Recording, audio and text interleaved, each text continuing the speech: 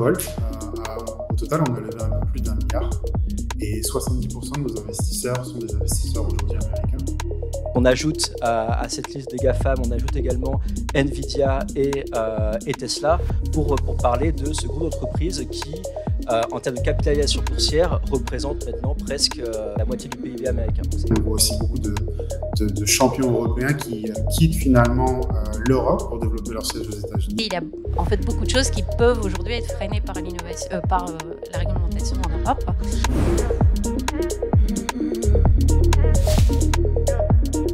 Beaucoup des GAFAM, un peu moins en ce moment, on verra, peut-être on redéfinira la définition de qui sont aujourd'hui les leaders qui dominent la tech mondiale, donc bien sûr Google, Apple, Facebook, Amazon, Microsoft. Mais la question qu'on va se poser aujourd'hui ensemble, c'est pourquoi n'avons pas encore vu émerger leur équivalent en Europe, mais qu'est-ce qui nous freine, qu'est-ce qui nous bloque dans cette ascension? Nous allons passer 1 heure ensemble pour pouvoir explorer 3 grands volets. D'abord, les risques, quels sont les risques de ne pas avoir de GAFAM en Europe au final. Qu'est-ce qu'on perd en termes de souveraineté, d'emploi, d'économie, de culture, tout simplement. Les raisons de cette absence, qu'est-ce qui bloque structurellement l'Europe, pourquoi le marché est-il fragmenté, les financements, les réglementations, la culture propre à l'Europe. Et enfin, les perspectives, quelles dynamiques positives existent, quelles sont les conditions qu'il faudra remplir demain pour pouvoir voir émerger ces leaders. Pour en débattre, j'ai le plaisir d'accueillir 4 intervenants au parcours complémentaire. Alors déjà, on a Julien qui est en ligne, donc Julien Bouillet-Quette, directeur général de Bolt France et Belgique, qui a contribué à l'expansion fulgurante de la plateforme de chauffeurs VTC née en Estonie. Aujourd'hui, incontournable en Europe. Avant de rejoindre Bolt, Julien a fait ses armes chez EY et SG et dans la finance. Donc c'est un sujet qu'il connaît très bien, vous le verrez. Julien interviendra avec nous donc en visioconférence. Bonjour Julien. Bonjour. Je vais recevoir la discussion du badge. Ah, on va refaire un test pour le son, parce que je crois qu'on vous entend pas bien. C'est possible de le mettre un peu moins fort. Rebonjour Arnaud. Rebonjour. Ah, c'est beaucoup mieux, merci.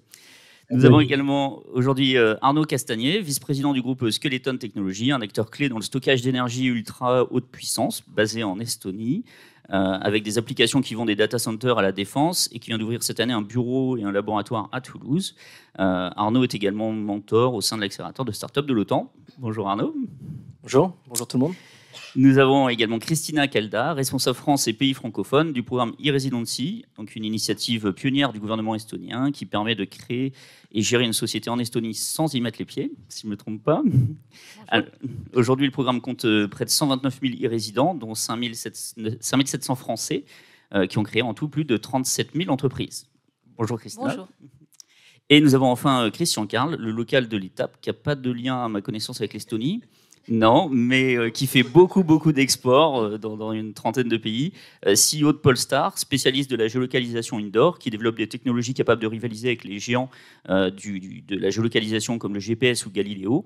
Il a passé plus de 10 ans chez Thales sur ce sujet avant de se lancer dans l'entrepreneuriat. Bonjour Christian. Bonjour à tous.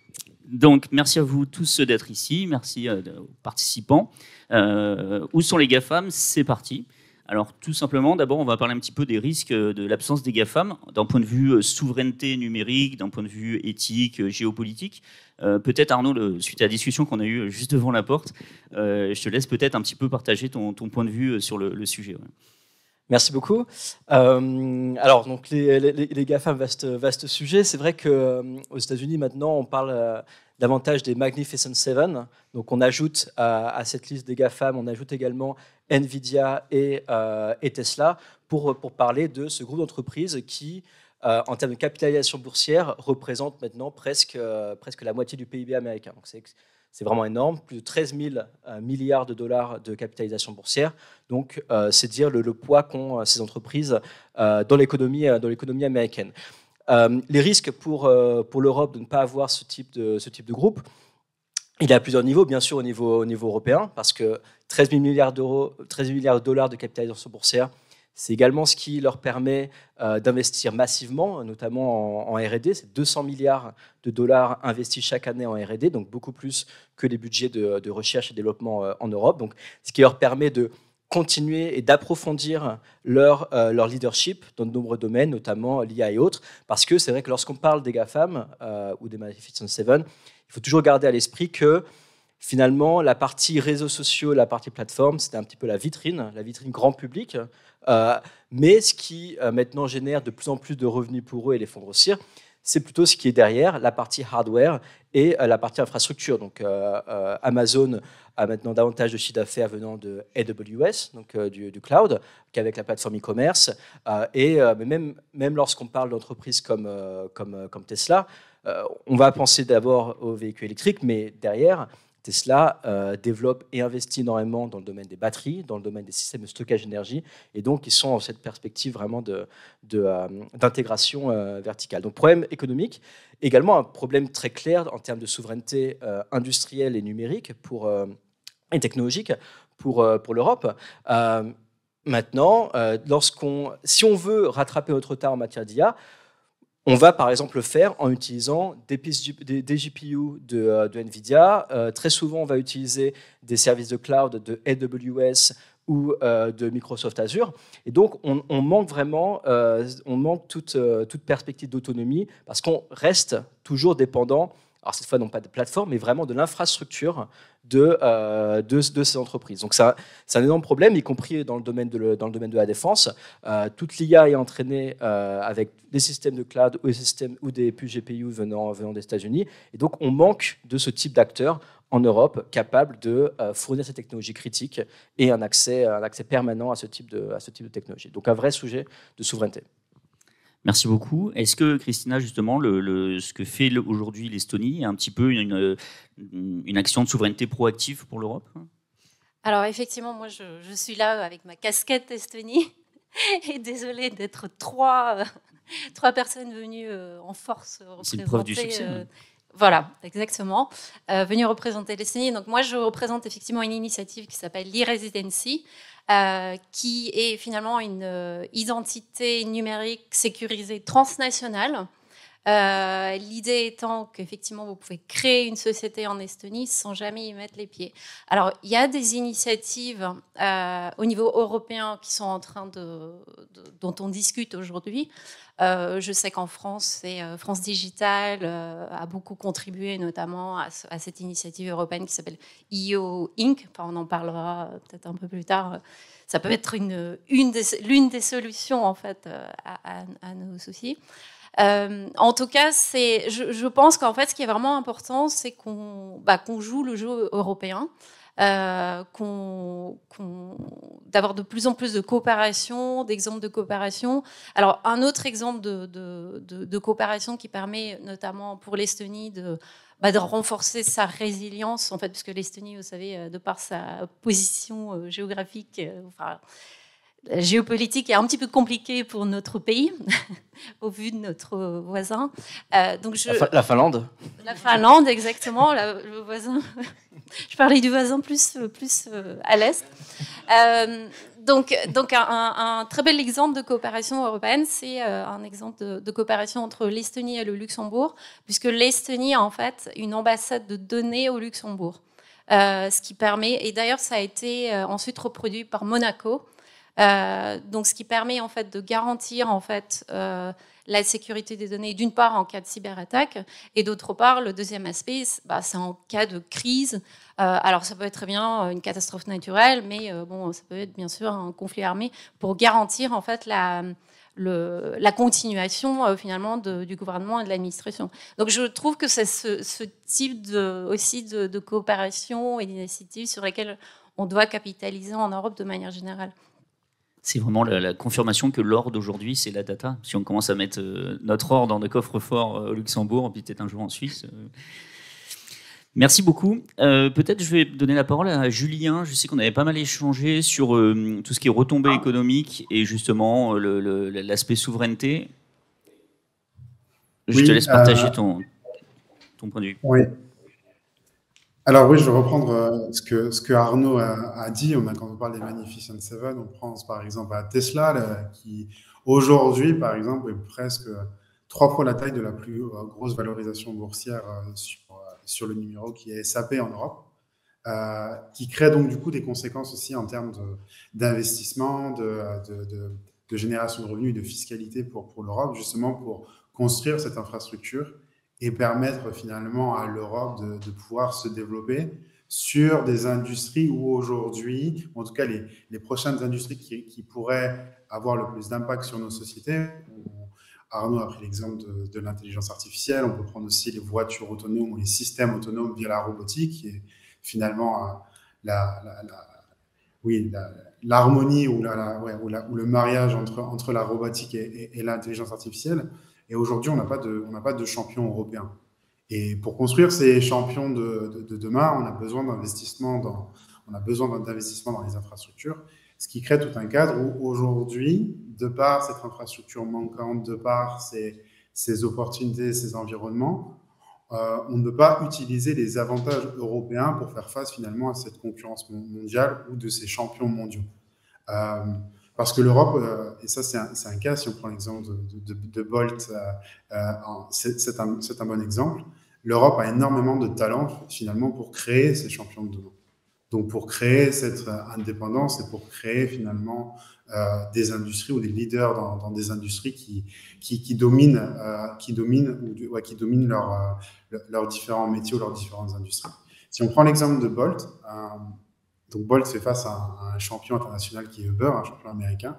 Pendant les 4 premières années, on a réussi finalement à se développer avec un seul million d'euros levés, lorsque Uber, sur cette même horizon de temps, et même si on le prend sur son échelle historique ou sur les 15 dernières années, a levé plusieurs milliards d'euros, lorsque Bolt, pour se développer, a levé des montants qui sont relativement beaucoup plus faibles. Comment on l'a fait? On l'a fait en recrutant des talents. Il y a des talents, on a des ingénieurs qui peuvent rivaliser avec les meilleurs ingénieurs aux États-Unis ou en Asie. Donc demain, on a le talent pour des champions ou des sociétés comme Mistral pour se développer et créer des champions dans l'intelligence artificielle. Et l'exemple de Bolt, comment Bolt a réussi finalement aussi à faire son chemin et à continuer à se développer et devenir un champion européen, en tout cas sur la mobilité, et aujourd'hui se développer en Amérique et en Asie, c'est grâce à la frugalité ou de mieux investir finalement son argent. Mais il est vrai que à la fin, tous ces investissements ou tout ce développement peut arriver que si on a les infrastructures et qu'on maîtrise aussi les données, comme vous l'avez rappelé, c'est super important.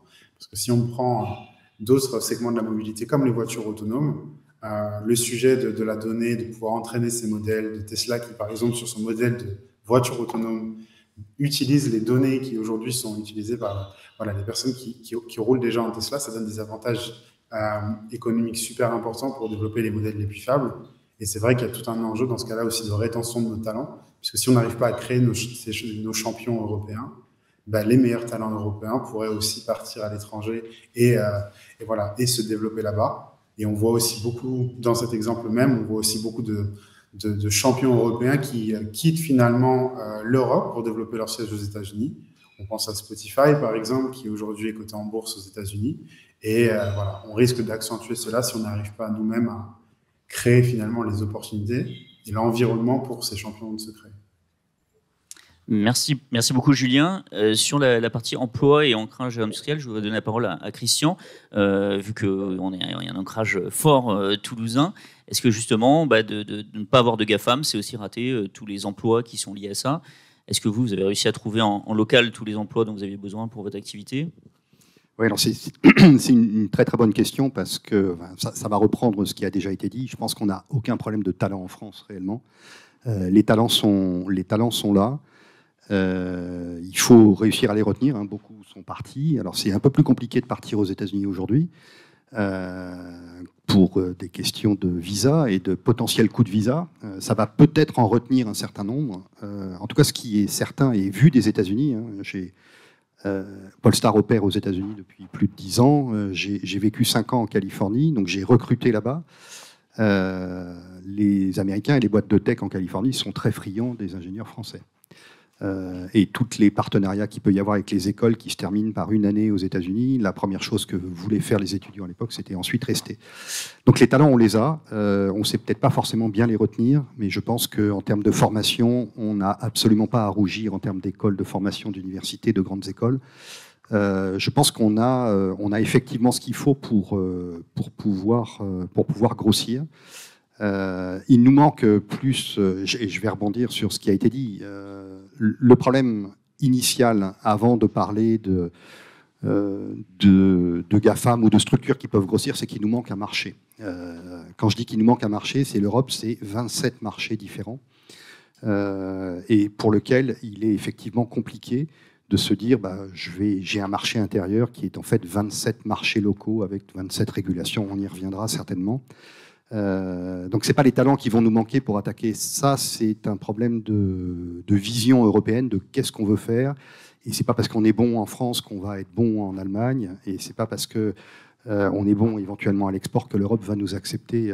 Donc je vais illustrer ça par un exemple qui est le propre exemple de ma société. On est très présent donc aux États-Unis. En 2024, 50% de l'activité venait de l'Amérique du Nord, 50% de l'Europe à partir de la France et de l'Amérique du Nord à partir de Chicago. On est extrêmement présent sur le marché de la santé, donc c'est le marché des hôpitaux et de toutes les infrastructures de santé. Et quand on vient en France ou en Allemagne et qu'on nous demande quelles sont vos références, et quand on dit on a 60 hôpitaux équipés de notre technologie aux États-Unis, et parmi ceux-là les plus grands, on dit oui, non mais ça nous intéresse pas, nous on veut des références en France. Et quand on a récupéré quelques références en France, et quand on va en Allemagne, on dit oui, mais c'est quoi vos références en Allemagne? Et donc ça, je pense que ça illustre très très clairement la difficulté qu'on peut avoir à faire grossir des entreprises en France. Et je dirais que là, dans le marasme économique actuel, juste une différence, croissance en France 0%, croissance aux États-Unis depuis les 9 premiers mois, 57%. Voilà, donc je pense qu'il faut avoir ces chiffres-là en tête avant d'imaginer des stratégies. C'est qu'aujourd'hui, et pourtant on dépense plus d'efforts, le cost of sales financier de ce qu'on fait en France et en Europe est plus important que ce qu'on fait aux États-Unis. Donc en fait, on a un marché accessible qui est trop petit, trop fragmenté. On a les talents, mais il faut, je pense, réfléchir la manière d'attaquer le marché différemment. Et les paniers moyens n'ont absolument rien à voir également. Et je pense que ça, c'est aussi facteur de ralentissement de la croissance des entreprises.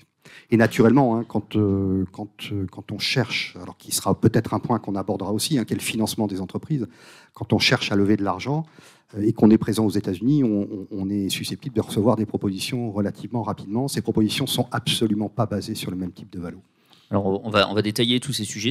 Merci Christian, c'est une très belle transition pour switcher sur la partie les raisons de pourquoi on n'a peut-être pas de GAFAM. Je sais que la fragmentation du marché européen, quand on a discuté ensemble, tout le monde l'a évoqué. Alors peut-être je vais donner la parole à Julien, parce que Julien a un très bel exemple, vu qu'il y est confronté également au quotidien. Mais j'ai compris que c'était peut-être le sujet principal qui bloque un petit peu justement l'arrivée des GAFAM en Europe. Enfin, qu'on ait nos GAFAM.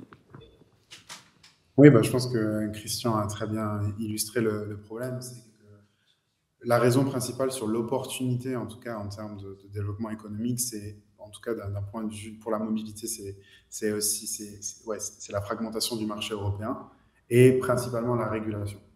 Donc quand c'est au sujet de la réglementation. Au sujet de la réglementation, si on prend par exemple la mobilité, aujourd'hui la mobilité pour opérer en tant que plateforme de mobilité en France, ou en Espagne, ou au Portugal, ou au Luxembourg, ou en Belgique, c'est pas du tout la même chose. Ce qui crée énormément de complexité dans l'approche de développement et de croissance, et aussi de donner potentiellement de la clarté sur un deuxième point qui est aussi important que le premier, sur l'accès au capital. Mais je reviendrai un peu plus tard sur ça. Donc ensuite, lorsqu'on a traité le sujet de la réglementation, il y a un deuxième sujet qui est aussi important, que Christian aussi a mentionné, c'est la différence de marché en termes de potentiel économique, de capacité de consommation, de prix moyen. Si on prend par exemple le prix moyen ou l'appétence d'utiliser certains moyens de mobilité en Belgique ou au Luxembourg, ce n'est pas du tout la même chose qu'en France ou en Espagne. J'exclus aussi potentiellement l'Europe de l'Est avec des dynamiques particulières, ce qui crée aussi potentiellement une complexité et une contextualisation de chaque marché où en fait on ne peut pas parler de l'Europe, mais en fait d'une multitude de pays avec une culture différente, un pouvoir d'achat différent, une réglementation différente, une appétence pour un type de service ou pas, qui crée finalement une complexité incroyable pour un opérateur de se développer et qui peut aussi donc ralentir ou du moins faire peur à beaucoup d'investisseurs. Le deuxième point, bien sûr, c'est l'accès au capital. Aussi pour reprendre ce que Christian a dit, mais aujourd'hui, par exemple, Bolt, au total, on a levé un peu plus d'1 milliard et 70% de nos investisseurs sont des investisseurs aujourd'hui américains. Et c'est principalement pour deux choses. Les conditions pour l'accès et l'accès au capital qui est beaucoup plus rapide, beaucoup plus fluide et qui se base principalement sur une appétence au risque qui est beaucoup plus élevée ou qui est beaucoup plus entrepreneuriale dans leur philosophie de ces fonds américains, lorsque les fonds européens sont plus des fonds financiers. Donc, avant de rejoindre Bolt, j'étais en banque d'affaires, je faisais de la fusion-acquisition à la Société Générale. Et en fait, il y a une réalité où aujourd'hui, un fonds européen va demander un plan sur 5 ans, avec énormément de challenges, de questions précises sur des indicateurs financiers, lorsque le fonds américain va plus se concentrer sur l'idée, sur le potentiel ou l'opportunité, et pourquoi c'est cette équipe ou c'est cette société qui a la meilleure culture et les meilleurs talents pour pouvoir réussir ce challenge, et ils sont prêts à remettre de l'argent sur la table, même si, par exemple, le projet n'est pas encore sorti ou s'il y a encore des phases de développement qui peuvent finalement rendre assez binaire la réussite entre est-ce que j'arrive à développer un produit, une solution viable. Prenons l'exemple de la voiture autonome, par exemple, donc un système, un logiciel qui serait fiable dans la conduite d'un véhicule électrique. Lorsqu'un fonds européen demanderait d'abord une réussite ou des garanties, ce qui est parfois impossible, notamment sur les plus grosses innovations, qui demandent nécessairement un risque que beaucoup, ou en tout cas très souvent, les fonds européens ne souhaitent pas prendre avec la même appétence, ce qui crée aussi l'essor de ces champions internationaux. Et on voit aussi aujourd'hui quand même qu'il y a beaucoup plus de fonds internationaux qui viennent en Europe, notamment sur des marchés comme la France, où aujourd'hui la France, si je ne me trompe pas, est le numéro 1 en termes d'attrait de capital étranger, notamment de ces fonds américains sur le financement des sociétés françaises. Ce qui crée un avantage aujourd'hui ou un rééquilibrage de cela. On a un bel exemple, par exemple, dans les dernières grosses sociétés qui accélèrent énormément, Mistral, de ce type de développement et de ce type de développement qui reste très intéressant, même si aujourd'hui Mistral a aussi joué une approche européenne avec un dernier fonds qui a été fait par SML, une société néerlandaise qui est elle aussi très grosse. Merci beaucoup. On reviendra sur la partie réglementation, mais sur la partie accès au financement, je sais Arnaud que votre société elle est près de 300 millions d'euros, si je ne me trompe pas. Est-ce que vous avez eu des difficultés à trouver ces financements? Est-ce que les investisseurs sont européens? Est-ce que vous partagez la vision de Julien? Alors je partage en très grande partie la vision de Julien. Une grande partie de nos investisseurs sont effectivement européens. D'autres viennent du Japon et quelques autres pays. Nous, on est une entreprise industrielle, donc pour nous, donc on ne lève pas d'argent auprès des VC un peu plus traditionnels. Nous, l'idée pour nous est plutôt de nouer des partenaires industriels. Donc là, nos investisseurs principaux et notamment le groupe Siemens. Et donc pour nous, c'est vraiment quelque chose de très important de viser ce type de coopération et de partenariat industriel parce que voilà, nous, l'idée est aussi d'avoir des partenaires, donc des investisseurs qui puissent également être clients parce que à la fin de la journée, c'est quand même ce qui est le plus important pour l'entreprise de réussir à vendre les produits. Quelques points que je voudrais évoquer ici. Je pense également qu'il y a eu pendant plusieurs années en Europe une espèce de fétichisation du logiciel. On a pensé qu'en investissant massivement dans le logiciel, et ça c'était le cas de beaucoup d'investisseurs en Europe, on allait pouvoir rattraper les GAFAM. Donc on a eu longtemps des idées de faire un Google européen ou autre.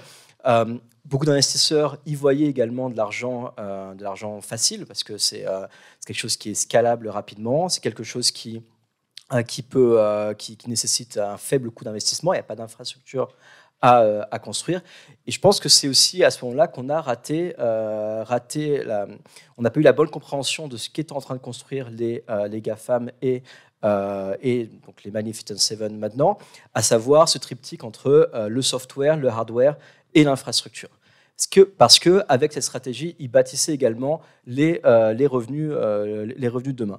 Si Tesla, là c'est en dehors du logiciel, mais si Tesla a une telle valorisation à l'heure actuelle, ce n'est pas uniquement pour leur business de véhicules électriques, c'est parce qu'ils se positionnent également comme une entreprise d'IA.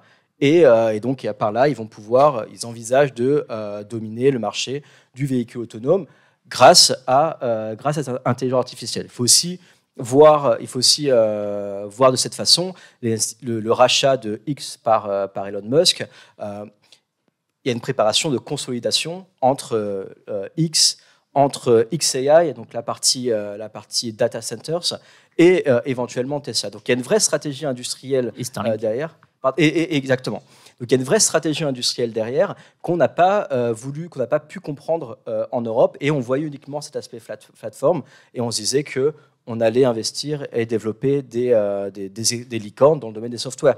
Et je pense que c'est ce qui manque à certains acteurs européens, y compris les énormes comme Spotify, à savoir cette pénétration de différents marchés et cette intégration verticale avec non seulement la dimension software, mais également hardware et infrastructure. Il faut vraiment garder cela à l'esprit. Lorsqu'on parle des GAFAM, ce n'est pas uniquement des plateformes. Il y a derrière du hardware, de l'infrastructure et une volonté de domination de ces marchés également. Merci beaucoup, Christian. Je sais que vous avez eu un passé dans un grand groupe local. Et du coup, est-ce que vous pensez aussi que peut-être la raison de pourquoi on n'a pas de GAFAM, c'est qu'il y a des problèmes de collaboration justement avec ces grands groupes, avec le secteur public, avec que peut-être ces grands groupes n'investissent pas assez en R&D, n'investissent pas assez dans des startups comme la vôtre?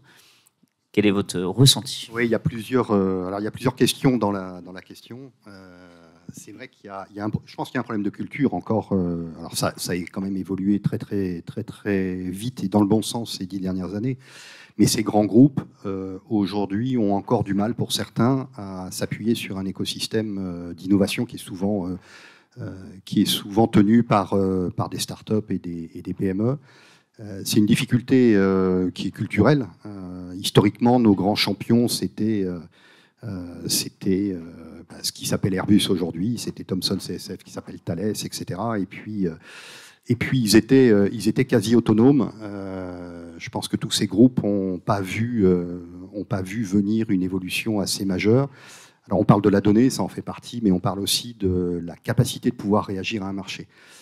Et cette capacité de pouvoir réagir extrêmement vite, c'est ce qui nous manque un peu aujourd'hui. Je pense qu'on a une bonne vision, mais qu'on n'arrive pas à transformer cette vision en véritable stratégie industrielle. Et je ne parle pas au niveau national, on est vraiment au niveau européen. Quand on voit les milliards dépensés par l'Europe sur des plans qu'on appelait avant les PCRD, qui sont maintenant des plans de recherche énormes, quand on voit les milliards injectés en crédit d'impôt, tout ça, c'est pour financer la recherche. Mais finalement, on n'a pas l'impression qu'on finance une vision du futur, mais un besoin immédiat d'essayer de se rattraper. Donc la conclusion que je ferai sur ce point-là, c'est qu'en fait, c'est un problème d'écosystème. On en parlait tout à l'heure. Il y a l'infrastructure, il y a effectivement tout ce qui va être logiciel et tout ce qui est hardware. On a oublié en cours de route qu'il fallait penser global. C'est pas parce qu'on est bon en logiciel qu'on va pouvoir déployer nos solutions. Ces problèmes d'infrastructure sont, à mon avis, majeurs. L'Europe s'en est aperçue il y a une vingtaine d'années en disant « Oh là là, le GPS devient ultra important, il faut absolument qu'on devienne indépendant. » On parlait déjà de souveraineté. Le programme Galileo, ça fait 30 ans qu'on en parle, ça fait 20 ans qu'il a été décidé, et ça fait 3-4 ans qu'il est complètement opérationnel. Donc là, on a porté une vision et on s'est dit, voilà, il faut qu'on s'affranchisse complètement, potentiellement, du GPS américain. Mais on n'arrive pas vraiment à reproduire ça. Quand on voit les discussions qu'il y a eu pour lancer un système de communication qui pourrait potentiellement être concurrent de Starlink, mais qui serait entièrement souverain, maîtrisé par l'Europe, et qui apporterait des garanties de disponibilité, etc., oui, on y arrive, mais c'est cette difficulté. On y va par petites touches et on n'a pas de... Je pense qu'on manque de vision industrielle globale qui ne repose pas effectivement exclusivement sur le logiciel, mais qui repose sur une vraie politique européenne et qui soit ouverte, qui permette de passer d'un pays à un autre sans qu'on soit crottrin. Et juste, en faisant mes recherches, j'ai découvert que quand les grands groupes ne rachètent pas les startups, du coup on dit qu'ils ne soutiennent pas l'innovation, et quand ils les rachètent, style Boursorama, Captain Train, on dit qu'ils tuent l'innovation et qu'on les arrête avant qu'ils fassent leur IPO et qu'ils rentrent en bourse. Est-ce que quelqu'un a une remarque là-dessus ou... Oui, je pense qu'il n'y a pas de... Enfin, moi, je peux exprimer mon opinion. Je pense qu'il n'y a pas de bonne ou de mauvaise solution. Et puis, racheter ne veut pas dire forcément intégrer. Racheter, ça peut être racheter et vivre à côté. Il y a des groupes qui le font très bien. Généralement, les grands groupes, mais c'est pareil aux États-Unis. Tout le monde connaît Cisco. Cisco, je pense que c'est... moi, quand je suis arrivé en Californie... Cisco était la boîte, elle avait procédé l'année d'avant mon arrivée à en moyenne une acquisition par jour. Mais Cisco a merdé, mais comme c'est pas permis, c'est-à-dire qu'ils ont dépensé des millions, voire des milliards de dollars, et leurs acquisitions, ils n'ont pas su les intégrer, ils en ont perdu une bonne partie. Donc je pense que ça, c'est pas typiquement européen ou français, c'est partout pareil. Mais une acquisition ne veut pas dire on va intégrer et puis on va les mettre dans un coin, et on sait que problème de culture, ça va mourir. Donc là aussi, il y a une vision à avoir, mais je pense que c'est un problème d'investissement et de capital. Les grands groupes pourraient avoir une stratégie d'investissement qui n'est pas nécessairement pour intégrer, mais pour aider à développer aussi parce que ça va leur servir. Donc il y a des petites initiatives partout, mais c'est très très petit. On va faire des accélérateurs dans des groupes comme Thales, dans des groupes, mais il n'en sort pas grand-chose. Et c'est pas très visionnaire surtout. Visionnaire, c'est de quoi avoir besoin, de quoi a-t-on besoin à 5 ans ou à 10 ans. Et c'est là où les Américains sont extrêmement forts, c'est-à-dire qu'ils ont construit tout leur écosystème, les infrastructures, le hardware, la partie logicielle. Tout ça est maîtrisé aux États-Unis et on dérégule au maximum pour rendre tout ça accessible sans contrainte. C'est de ça qu'il faut qu'on se batte contre ça, quoi. Merci beaucoup. Tout à l'heure, on est passé rapidement sur les enjeux réglementaires, sur la fiscalité. Christina, je sais qu'on avait évoqué que la régulation peut être aussi peut-être un atout. C'est votre vision ? Alors, de manière générale, une régulation n'est pas mauvaise en soi, parce qu'en fait, ça va garantir aussi la confiance en fait, dans le service ou dans le produit. Après, je pense qu'il ne s'agit pas effectivement de déréguler au niveau européen comme on le fait aux États-Unis. Je pense qu'il n'y a pas de recette de copier-coller. Après, je pense que ce qui est important, c'est de réfléchir à la manière dont on va encourager l'innovation, en fait. Si on a vraiment des produits ou des services innovants, Julien a évoqué par exemple les véhicules autonomes, dans le secteur de la mobilité, il y a en fait beaucoup de choses qui peuvent aujourd'hui être freinées par l'innovation, par la réglementation en Europe. Alors, ce qui, à mon sens, il faut des législateurs qui soient agiles en fait. Alors, je me permets encore de prendre un exemple estonien, mais on a un organisme en fait dont le slogan est peut-être un petit peu. Le slogan est peut-être un petit peu audacieux, mais c'est We make, en anglais, donc we make illegal things legal. Donc l'idée, c'est en fait de créer un véritable dialogue en fait entre les entreprises, les jeunes pousses innovantes et l'État. Et c'est pas uniquement sur papier. J'ai travaillé en fait quelques années pour une start-up dans la mobilité et j'ai vu une réelle coopération en fait. C'est-à-dire qu'en fait c'est l'entreprise, la start-up innovant qui va finalement donner l'input au législateur qui ensuite va adapter en fait la réglementation, qui va créer par exemple un cahier des charges. Ok, si tu réponds à tel cahier des charges, tu es autorisé en fait à utiliser ta technologie par exemple dans les rues de telle ville. Donc je pense que c'est ce genre d'initiative et je trouve que les États doivent aussi montrer un peu d'audace en fait. Et pas en fait réfléchir en termes de risques, de problèmes que cela pourrait créer, mais justement en termes d'opportunités. Et au niveau européen, alors c'est beaucoup plus compliqué probablement à mettre en place, mais ça pourrait être en fait un exemple à suivre. Donc la réglementation comme un moteur et pas un frein, quoi. On en est loin. Si c'est fait de manière intelligente et rapide, c'est-à-dire qu'une réglementation... souvent, en fait, les entreprises sont en avance sur les États, sur les gouvernements, sur les administrations. Et en fait, ça devrait être l'inverse. Peut-être, Julien, si tu veux prendre la parole. Je sais qu'apparemment, il y a deux réglementations, la Digital Service Act et l'AI Act, que tu n'aimes pas trop, je crois. Oui. Alors déjà, juste, je vote pour Christina au poste de ministre du Numérique. Je pense que pour ce nouveau gouvernement, c'est une très bonne philosophie.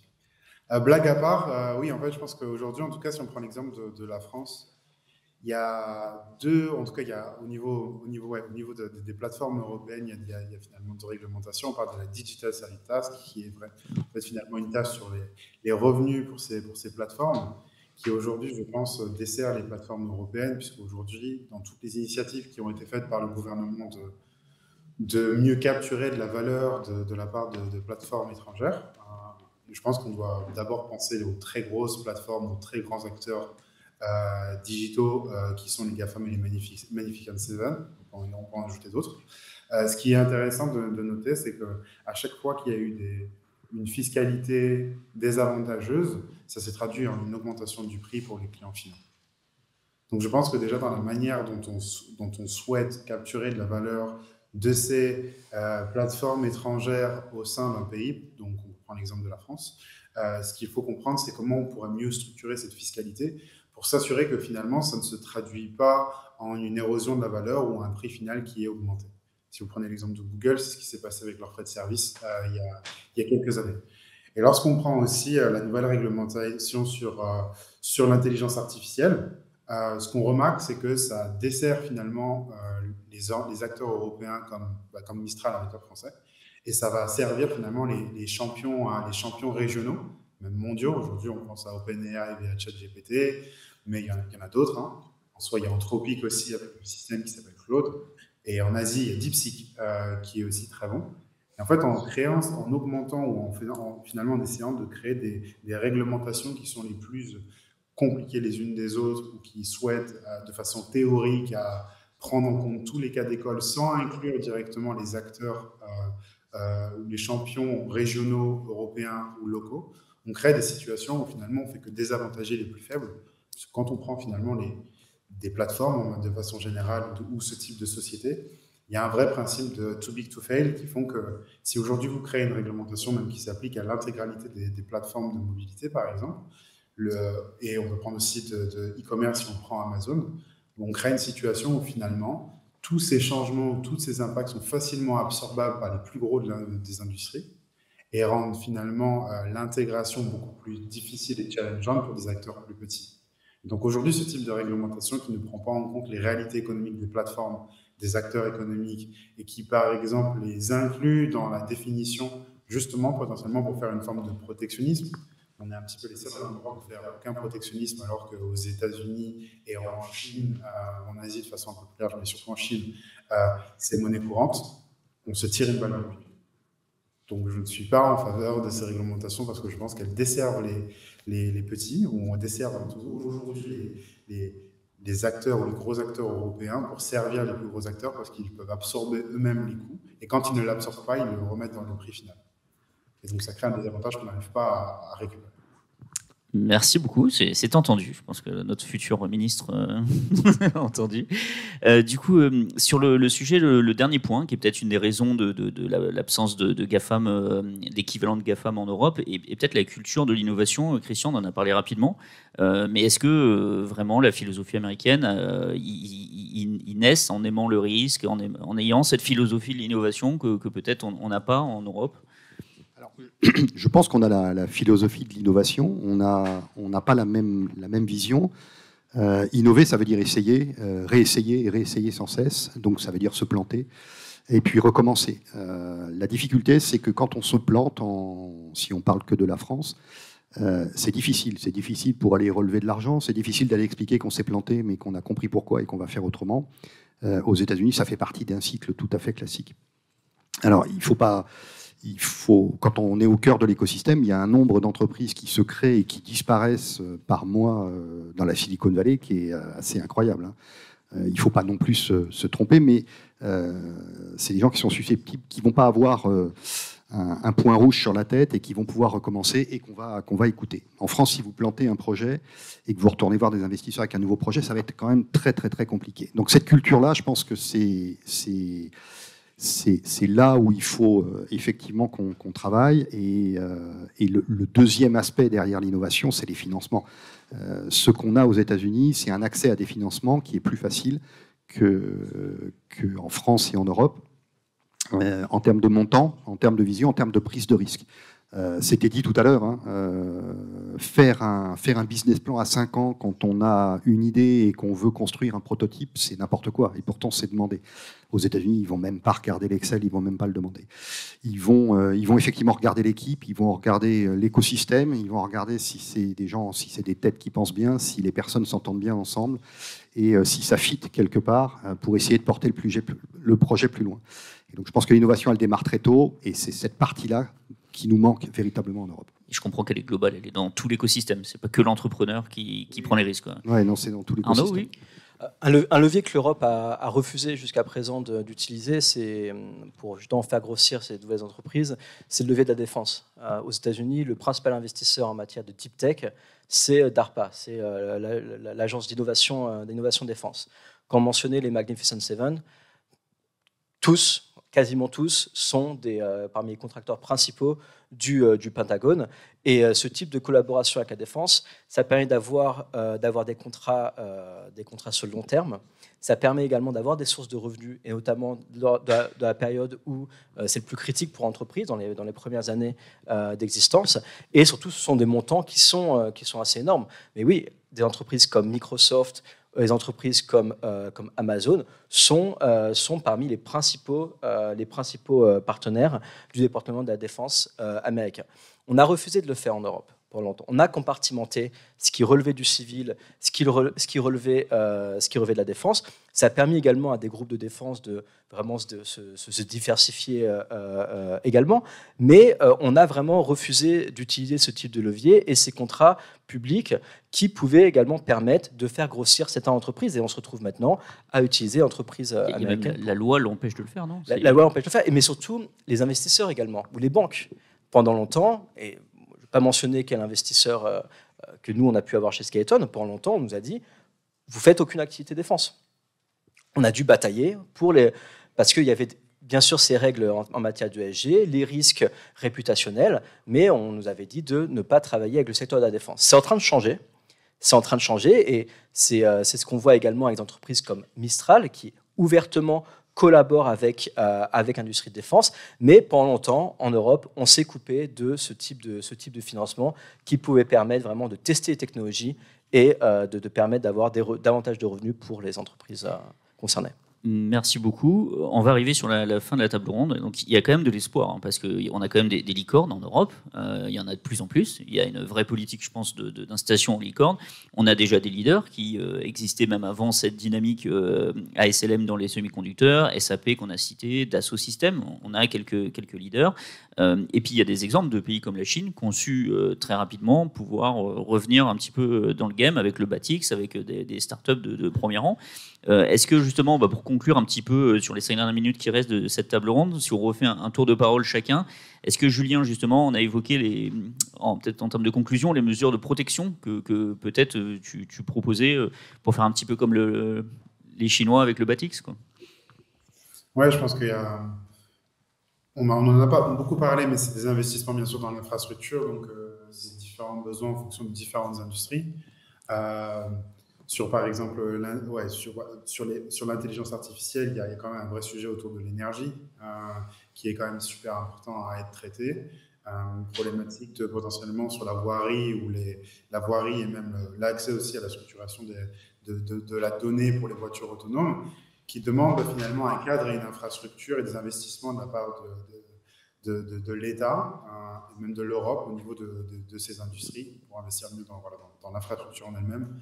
Le second point qui est super important, c'est la réglementation. On en a parlé, Christina a rappelé, je pense qu'il faut juste se garder en mémoire ce qu'elle a dit, c'est qu'il faut une réglementation qui soit beaucoup plus flexible et beaucoup plus proche, pragmatique par rapport aux réalités des différentes industries, par rapport à aujourd'hui des réglementations qui sont fragmentées, qui cherchent potentiellement à théoriser ou complexifier certaines approches, alors que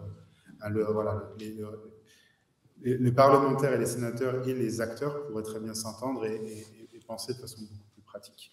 Et ensuite, le troisième point qui est potentiellement le plus important, c'est de continuer les investissements dans nos talents et de dynamiser nos talents pour s'assurer que nos talents restent, que nos talents ne partent pas en Asie, ne partent pas en Amérique pour développer leurs activités, puisque ça, c'est le plus important. Puisque les talents de demain sont ceux qui pourront développer ces technologies, si ces technologies et sociétés qui fonctionnent bien. On voit bien aussi que quand on crée des sociétés qui fonctionnent bien, notamment dans les personnes qui ont rejoint ces sociétés ou les personnes qui occupent des positions importantes sont ceux qui potentiellement créeront d'autres activités de demain, sont peut-être ceux qui deviendront des financeurs de demain dans des fonds d'investissement, et ce qui aidera finalement à améliorer cette culture autour de la prise de risque et de l'innovation.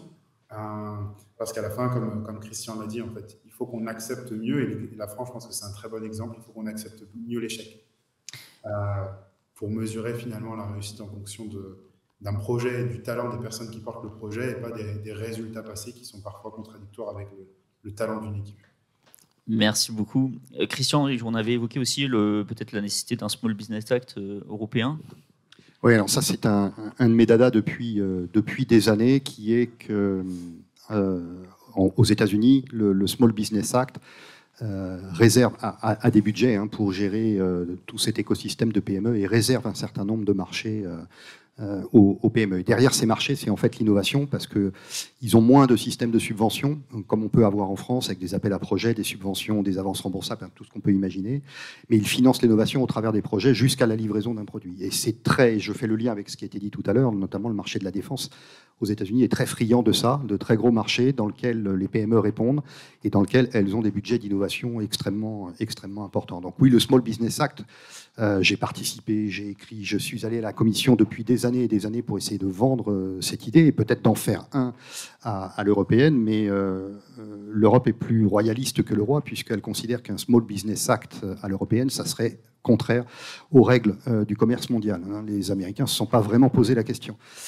Donc la France et quelques pays cherchent à détourner ça, mais ce sont des micro-mesures qui n'ont absolument pas la portée de ce que peut donner un Small Business Act. Ce qui est important, c'est qu'en fait, il vaut mieux globalement avoir des clients que des subventions. Donc des clients qui payent, dans lesquels il y a un peu d'innovation, que de la subvention. Alors pour être présent des deux côtés des États-Unis, on est une boîte de tech et on investit dans l'innovation de manière permanente. Il est beaucoup plus facile de vendre de l'innovation dans les contrats qu'on signe aux États-Unis qu'en Europe. Donc c'est vraiment aussi, je pense, un problème de culture. Et dernier point qu'on n'a pas mentionné pour participer à la conclusion, c'est qu'on manque un peu de patriotisme économique au niveau européen, et il y a trop de concurrence entre les pays européens. Eux-mêmes on parle souvent du couple franco-allemand. Je pense que l'Allemagne est le premier concurrent et frein au développement de la France dans un certain nombre de choses. Je pense notamment à l'énergie, qui est un élément essentiel. La France a des outils phénoménaux, comme l'énergie absolument bas coût. L'Allemagne fait tout pour que cette énergie soit au même prix que quand on achète du gaz en Russie. Tout ça parce que ça jouerait sur la compétitivité des entreprises. Donc on a beaucoup d'atouts. Simplement, je pense que l'Europe doit encore évoluer beaucoup. Merci beaucoup. Le temps nous manque, mais je vais quand même donner la parole à Christina pour clore cette table ronde, parce qu'on a évoqué le rôle de l'éducation et qu'en gros, il faudra investir dans nos tout petits pour que demain, on soit grand. Oui, alors effectivement, c'est un point sur lequel je voulais revenir, parce qu'on parle beaucoup de cette culture d'échec, mais aussi de culture entrepreneuriale, en fait, qui serait effectivement beaucoup plus élevée donc, aux États-Unis. Donc je pense que l'éducation a effectivement un rôle clé à jouer. C'est de favoriser, par exemple, c'est des choses tout simples, mais favoriser des profils un peu atypiques, revoir peut-être certains systèmes un peu élitistes finalement, favoriser aussi des carrières qui ne sont pas forcément linéaires. Donc c'est non seulement l'éducation, mais la mentalité de manière générale, en fait, qui, dans la, on va dire, vieille Europe, a un petit peu de mal à changer, même si c'est vrai qu'avec le dynamisme des startups, etc., ça change. Mais tout de même, voilà, ça c'est quelque chose que je trouve important. Et là, juste en fait, la deuxième chose on compare en fait les États-Unis, la Chine avec l'Europe, alors que c'est difficilement comparable finalement, puisqu'on a un patchwork de législation, etc. Donc, je reviens sur cette initiative de EU Inc. en fait, qui est finalement une initiative pan-européenne et qui vise en fait à créer un cadre juridique unique pour les entreprises innovantes. Là, on pourrait parler d'une vraie unité, en fait. Alors, à voir si ça aboutira ou pas, mais espérons. Merci beaucoup. On va terminer sur ces notes d'espoir pour les États-Unis d'Europe, forts et unis et solidaires. Merci beaucoup, Julien. Merci beaucoup, Arnaud. Merci, Christin. Merci, Christian. Merci à vous, les spectateurs. Merci à la régie et à toute l'équipe de la Mêlée Numérique. Merci beaucoup. À bientôt. Merci.